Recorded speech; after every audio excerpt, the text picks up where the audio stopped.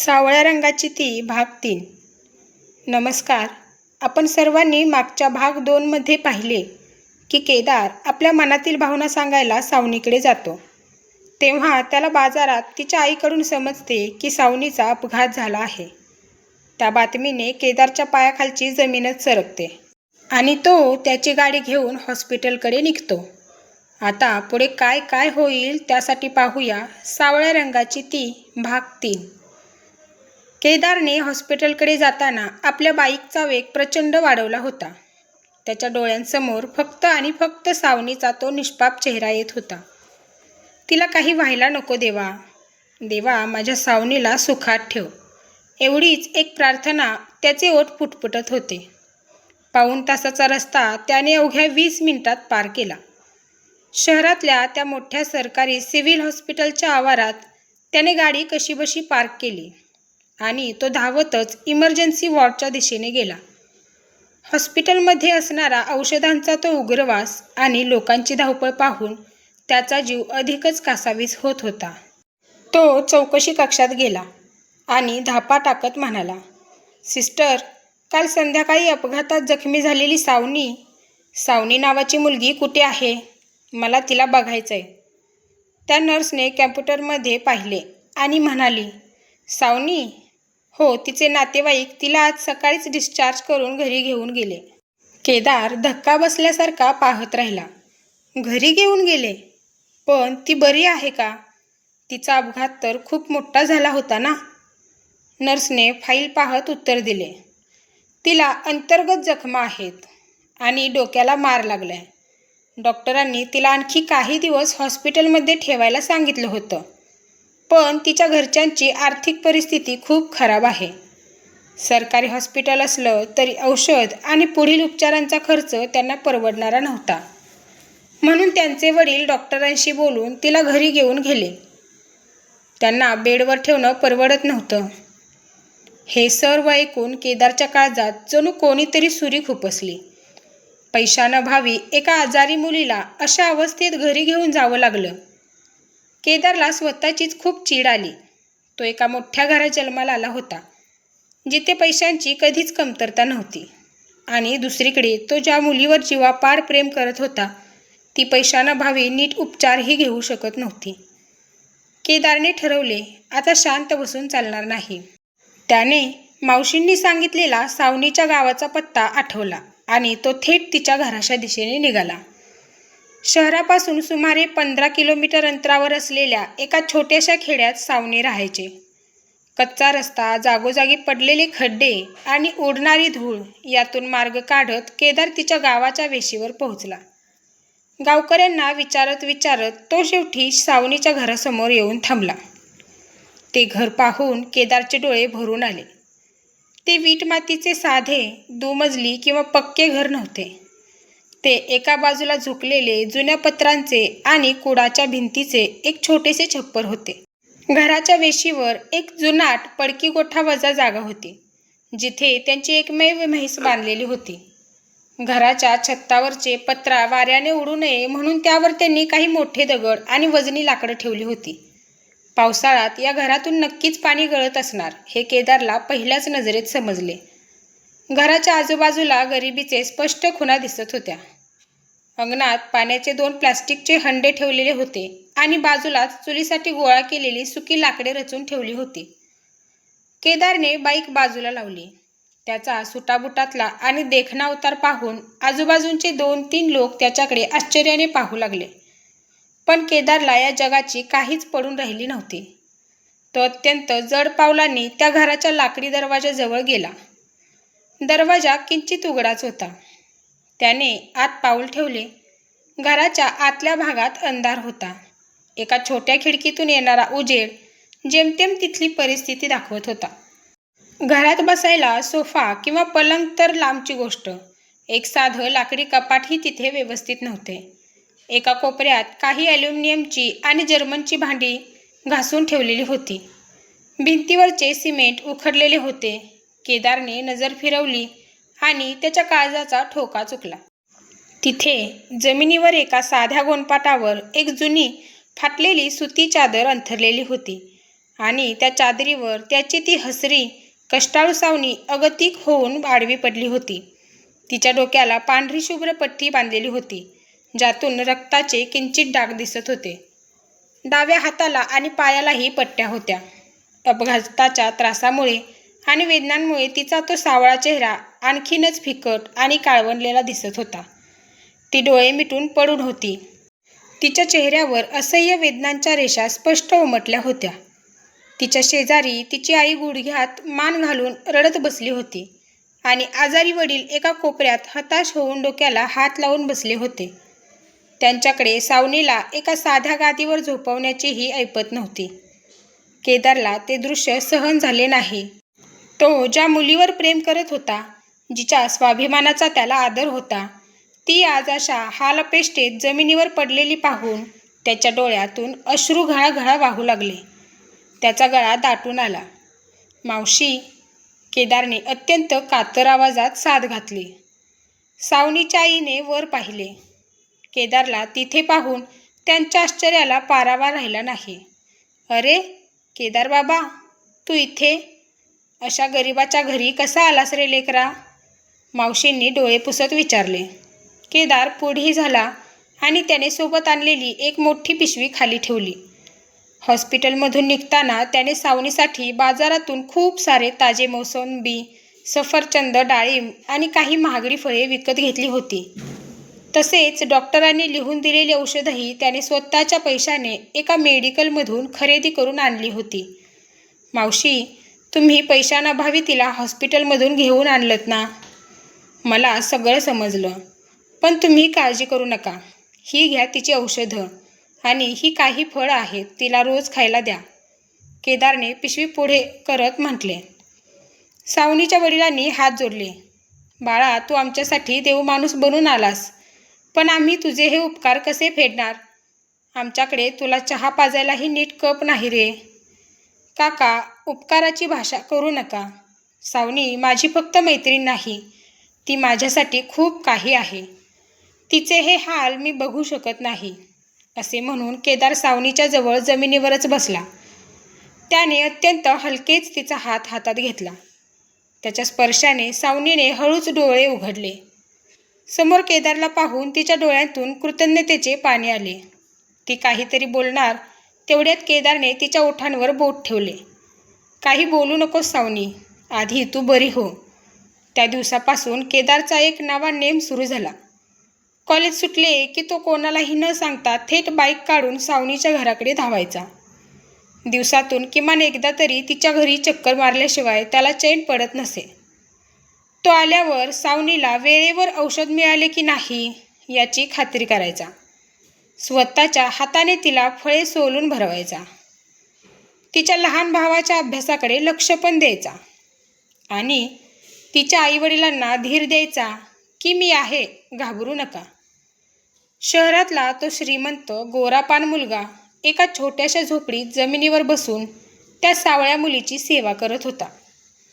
केदारचे हे निस्वार्थी प्रेम आणि त्याची ही माया पाहून सावनीच्या कुटुंबाचे डोळे भरून यायचे.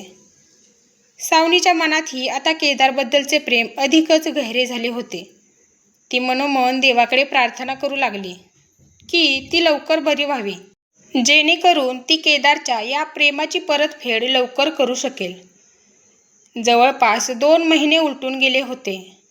केदारच्या अथक परिश्रमांमुळे, वेळेवर आणून दिलेल्या औषधांमुळे आणि त्याने खाऊ घातलेल्या ताज्या फळांमुळे सावनीच्या प्रकृतीत कमालीची सुधारणा झाली होती. ती आता अंथरुणावरून उठून घरामध्ये हळूहळू चालू लागली होती. तिच्या चेहऱ्यावरचा तो फिकटपणा जाऊन पुन्हा एकदा तिचे ते सावळं आणि सौज्वळ सौंदर्य खुलून आलं होतं. पण दुसरीकडे केदारच्या घरात मात्र एक वेगळंच वादळ घोंगावू लागलं होतं. केदारचा मेकॅनिकल इंजिनिअरिंगचा शेवटचा पेपर संपला होता. कॉलेज संपूनही केदार दररोज दुपारी घरून गायब व्हायचा आणि थेट रात्री 8-9 वाजता घरी यायचा. आधी तो फक्त गुरुवारी जायचा, पण आता तो रोजच बाहेर पडू लागला होता. त्याच्या कपड्यांना येणारा तो नेहमीचा ब्रँडेड सुवास जाऊन आता मातीचा आणि एका वेगळ्याच खेडूत वातावरणाचा गंध येऊ लागला होता. आईच्या हे लक्षात आले होते. एका रात्री केदार जेव्हा घरी आला तेव्हा त्याची आई आणि बाबा हॉलमध्ये अत्यंत गंभीर चेहऱ्याने बसले होते. टेबलावर केदारची ती प्रोजेक्टची वही उघडी पडली होती. केदार, इकडे ये आणि बस, बाबांनी अत्यंत कडक आवाजात सांगितले. केदारच्या पोटात भीतीचा गोळा आला. तो हळूच सोफ्यावर जाऊन बसला. काय आहे हे केदार? तुझा कोणता प्रोजेक्ट सुरू आहे हा? बाबांनी ती वही पुढे केली. त्या वहीत प्रोजेक्टच्या ऐवजी सावनीचे रेखाटलेले चेहरे आणि तिच्यावर लिहिलेल्या कविता होत्या. केदारने मान खाली घातली. त्याला समजले की आता लपून काहीच फायदा नाही. बाबा, मी एका मुलीवर खूप प्रेम करतो. तिचं नाव सावनी आहे. तिचा काही दिवसांपूर्वीच खूप भीषण ॲक्सिडेंट झाला होता. मी रोज तिच्याच काळजीपोटी तिच्या गावी जात होतो. केदारने धीर करून सर्व काही खरे खरे सांगून टाकले. मुलगी काय करते? घरची परिस्थिती काय आहे तिची? आईने काळजीने विचारले. ती भाजी मंडईत भाजी विकते आई. खूप साधी आहे.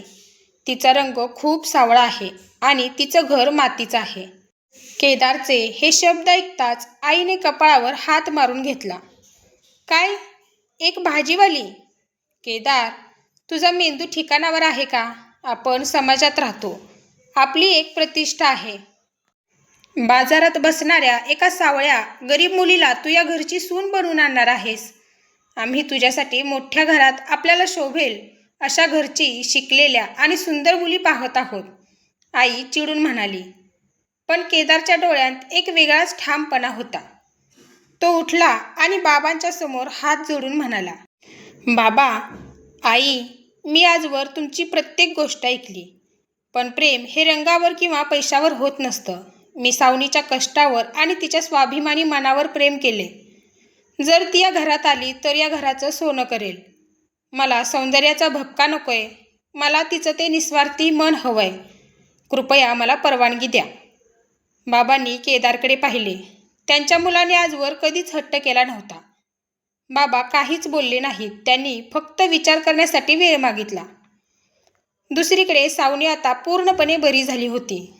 2 महिन्यांच्या खंडानंतर आज पुन्हा एकदा गुरुवारचा दिवस उजाडला होता. सावनीने देवाला नमस्कार केला. शेतातून ताजी भाजी काढली आणि ती आपल्या आईवडिलांसोबत पुन्हा एकदा भाजी मंडईत आली. तिच्या मनात एक वेगळीच धाकधूक होती. तिला केदारला पाहायचे होते. कारण गेल्या 2 दिवसांपासून केदार तिच्या गावी आला नव्हता. त्याच्या घरच्यांनी त्याला अडवले असेल का, या भीतीने तिचे मन व्याकुळ झाले होते. सकाळचे 9 वाजले. सावनीने नेहमीच्या कोपऱ्यात गोणपाट अंथरले आणि ती मेथीच्या गड्ड्या रचायला सुरुवात केली. तिचे डोळे बाजाराच्या प्रवेशद्वाराकडे खेळले होते. तेवढ्यात बाजारात एक पांढऱ्या रंगाची मोठी कार येऊन थांबली. भाजी मंडईत एवढी मोठी गाडी कधीच येत नसे. त्यामुळे सर्व भाजीवाले तिकडे पाहू लागले. त्या गाडीतून आधी केदार उतरला. त्याला पाहून सावनीच्या चेहऱ्यांवर हसू उमटले. पण त्या पाठोपाठ गाडीतून एक सुटाबुटातले गृहस्थ आणि साडी नेसलेल्या एक उच्चभ्रू महिला उतरल्या. ते केदारचे आई बाबा होते. केदार थेट सावनीच्या कोपऱ्याच्या दिशेने चालू लागला. सावनी भीतीने उभी राहिली. तिच्या हाताला माती लागलेली होती. केदारने आईबाबांना सावनीच्या समोर आणून उभे केले. सावनीच्या आईवडिलांनी केदारच्या आईबाबांना ओळखले. ते हात जोडून पुढे आले. या साहेब, या माऊली, बसा इथे. पण तिथे बसायला फक्त एक लाकडी पाट होता. केदारची आई सुरुवातीला थोडे आढेवेढे घेत होती. तिने आजूबाजूची गर्दी, तो चिखल आणि सावनीचा तो गर्द सावळा रंग पाहिला. सावनीने अत्यंत आदराने पुढे होऊन केदारच्या आईचे पाय शिवून नमस्कार केला. नमस्कार मावशी, या बसा ना, सावनी अत्यंत नम्रपणे आणि गोड आवाजात म्हणाली. तिचा तो आवाज, तिची ती नम्रता आणि तिच्या डोळ्यांतील निष्पापपणा पाहून केदारच्या आईचे मन क्षणात विरघळले. तिने सावनीचे मातीने माखलेले हात आपल्या हातात घेतले. तूच सावनी का? आईने विचारले. हो मावशी, सावनी लाजत म्हणाली. केदारचे बाबा पुढे आले आणि त्यांनी सावनीच्या वडिलांचे हात हातात घेतले. बघा काका, आमचा मुलगा तुमच्या मुलीवर जीवापाड प्रेम करतो. आम्ही सुरुवातीला रंगावरून आणि गरिबीवरून या लग्नाला नकार दिला होता. पण केदारने आम्हाला सांगितलं की चेहऱ्याचं सौंदर्य 4 दिवसांचं असतं, पण मनाचं सौंदर्य आयुष्यभर टिकतं. आज सावनीला प्रत्यक्ष पाहिल्यावर आम्हाला समजलं की आमच्या मुलाची निवड किती पारखी आणि योग्य आहे. केदारच्या आईने आपल्या बॅगेतून सोन्याच्या बांगड्या काढल्या आणि त्या सावनीच्या सावळ्या हातामध्ये सरकवल्या. माझ्या मुलाने तुझे प्राण वाचवले असं त्याचे बाबा म्हणत होते, पण खरं सांगू तर तू आमच्या मुलाच्या संसाराची खरी किंमत शिकवलीस. मला रंगाने गोरी सून नकोच होती. मला तुझ्यासारखं सोन्यासारखं मन असणारी सून हवी होती. आमच्या केदारला तुझ्या हाताची भाजी खूप आवडते. मग आमच्या घरची सून बनून येशील का? आईने अत्यंत प्रेमाने विचारले. हे ऐकून सावनीच्या डोळ्यातून आनंदाश्रू वाहू लागले. तिने केदारकडे पाहिले. केदार बाजूला उभा राहून समाधानाने हसत होता. सावनीच्या आईवडिलांना तर आकाश ठेंगणे झाले होते. भाजी मंडईतल्या सर्व भाजीवाल्यांनी टाळ्या वाजवून त्या जोडप्याचे स्वागत केले. ज्या भाजी मंडईत त्यांचे प्रेम जडले होते त्याच भाजी मंडईत आज त्यांच्या लग्नावर शिक्कामोर्तब झाला होता. काही महिन्यानंतर शहरातल्या एका मोठ्या मंगल कार्यालयात केदार आणि सावनीचा विवाह सोहळा अत्यंत थाटामाटात पार पडला. लग्नासाठी सावनीने सुंदर नऊवारी साडी घेतली होती आणि अंगावर सोन्याचे दागिने घातले होते. तिचा तो सावळा रंग आज त्या पारंपरिक पोशाखात एखाद्या देवीसारखा तेजस्वी दिसत होता. कॉलेजमध्ये केदारचे मित्र, विशेषतः रोहन, सावनीला पाहून थक्क झाले होते. ते केदारला म्हणाले, भावा, तुझी चॉईस खरोखरच जगात भारी आहे. वहिनी खूप सुंदर आहेत. लग्नानंतरही केदारने सावनीला घरच्या कामातच गुंतवून ठेवले नाही. सावनी हुशार होती म्हणून केदारने तिचे पुढील शिक्षण सुरू केले. तिने बिझनेस मॅनेजमेंटची पदवी घेतली. आज लग्नाला 5 वर्षे झाली होती. सावनी आता फक्त भाजी विकणारी मुलगी राहिली नव्हती. केदारच्या मदतीने तिने स्वतःची एक ऑर्गॅनिक व्हेजिटेबल कंपनी म्हणजे सेंद्रिय भाजीपाला कंपनी सुरू केली होती, ज्यामध्ये ती गावोगावच्या गरीब शेतकरी महिलांना रोजगार देत होती आणि त्यांची भाजी थेट शहरातल्या मोठ्या मॉल्समध्ये विकत होती. एका गुरुवारी केदार आणि सावनी आपल्या आलिशान गाडीतून त्याच जुन्या भाजी मंडईच्या जवळून जात होते. केदारने गाडी बाजूला थांबवली. केदारने तिचा हात आपल्या हातात घेतला आणि त्या भाजी मंडईच्या कोपऱ्याकडे पाहत म्हणाला, काही नाही सावनी, फक्त त्या जुन्या दिवसांची आठवण आली. जर त्या गुरुवारी आईने मला भाजी आणायला पाठवलं नसतं आणि मी त्या कोपऱ्यात एका सावळ्या रंगाच्या आपल्या कामात मग्न असणाऱ्या मुलीला पाहिलं नसतं तर आज माझं आयुष्य एवढं सुंदर नसतं. सावनीने केदारच्या खांद्यावर डोके ठेवले आणि हसून म्हणाली, आणि जर तुम्ही त्या गुंडांपासून मला वाचवलं नसतं आणि अपघाताच्या वेळी स्वतःचं रक्त देऊन माझे प्राण वाचवले नसते तर ही सावळ्या रंगाची ती आज अस्तित्वातच नसती.